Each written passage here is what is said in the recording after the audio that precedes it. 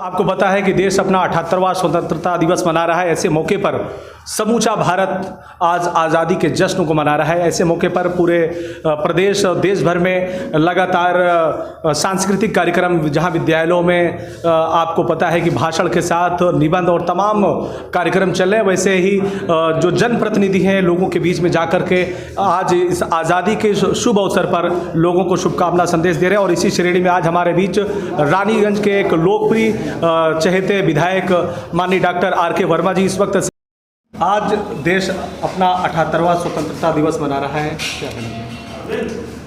78वें स्वतंत्रता दिवस की मैं आपके चैनल के माध्यम से देशवासियों को बहुत बहुत बधाई देता हूं, शुभकामनाएं देता हूं।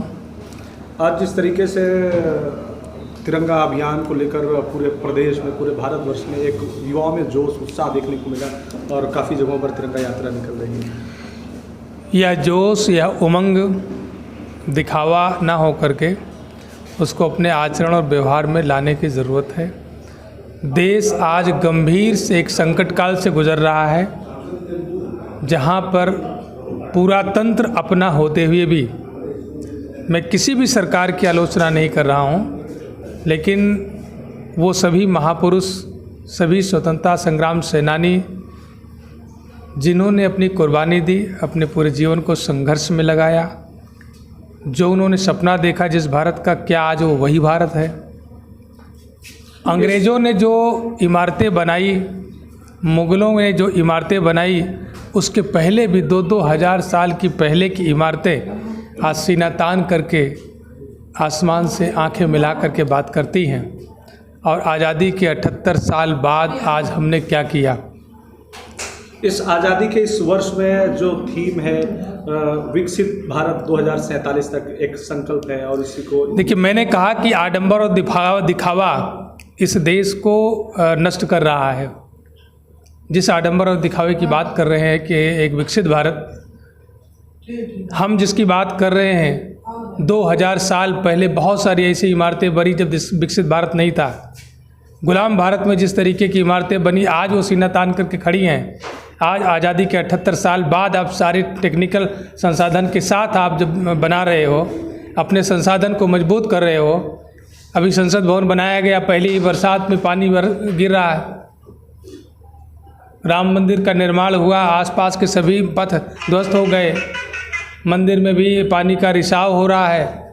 मेरा कहने का तात्पर्य है कि दिखावे से हट करके हमको हमारी कर्तव्यनिष्ठा दिखनी चाहिए, ईमानदारी दिखनी चाहिए कि इस देश के प्रति हमारा कर्तव्य क्या है, हमारी निष्ठा क्या है। अगर उस निष्ठा से काम करोगे तो मैं समझता हूँ कि देश को विकसित नहीं, देश को महाशक्ति बनाओगे।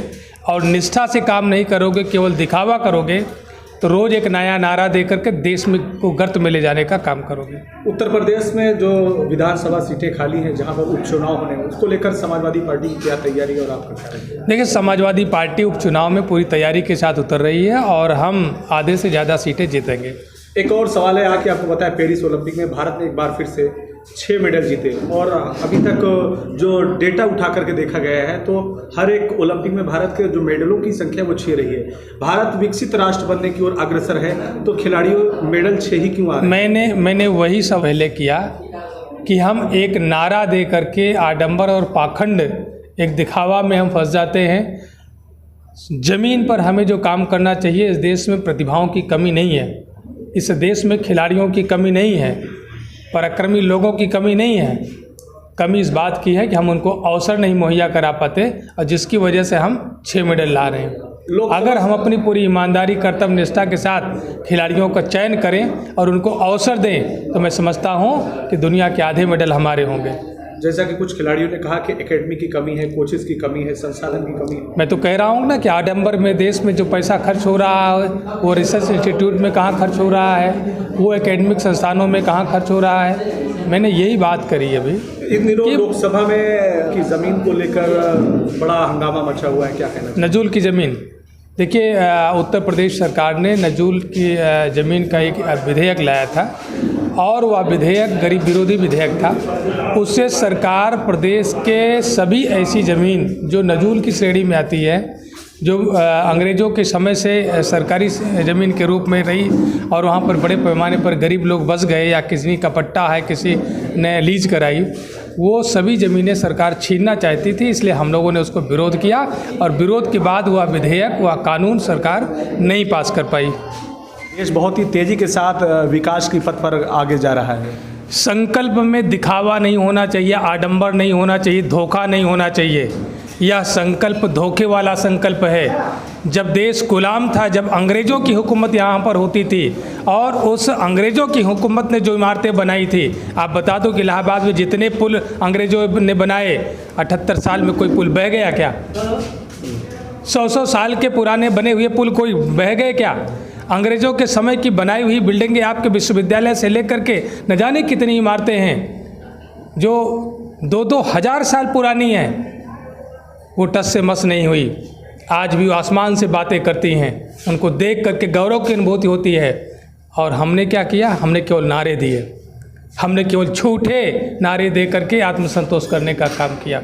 अगर विकसित भारत बनाना है, पहले इस देश में ईमानदारी पैदा करना होगा, कर्तव्यनिष्ठा पैदा करना होगा। और जो भेदभाव से प्रतिभाओं का हनन होता है, उनको अवसर नहीं मिल पाता, जिसकी वजह से अच्छे वैज्ञानिक नहीं पैदा हो रहे, अच्छे इंजीनियर नहीं बन रहे हैं, अच्छे डॉक्टर नहीं बन रहे हैं, जिनको अच्छे अधिकारियों की पोस्टिंग जहाँ होनी चाहिए वो नहीं हो रही है। तो अवसर ना देने की वजह से देश पीछे जा रहा है।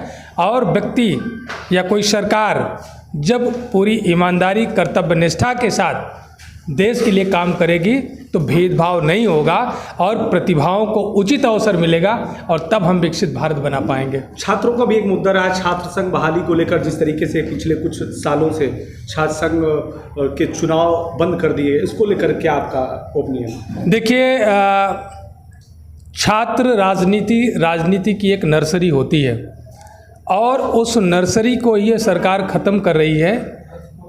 वह छात्रों की मनोभावनाओं पर कुठाराघात है।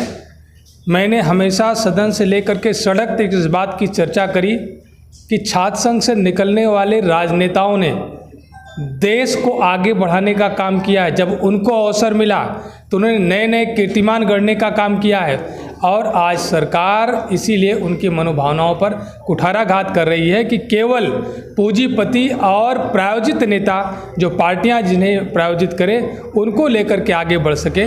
इसलिए ये भारतीय जनता पार्टी की सरकार छात्र संघ के विरोध में काम कर रही है। लेकिन मैं और समाजवादी पार्टी छात्र संघ की बहाली का समर्थन करते हैं और हमारी सरकार बनेगी, छात्र संघ की बहाली होगी और छात्रों का मुद्दा प्राथमिकता में उठाया जाएगा।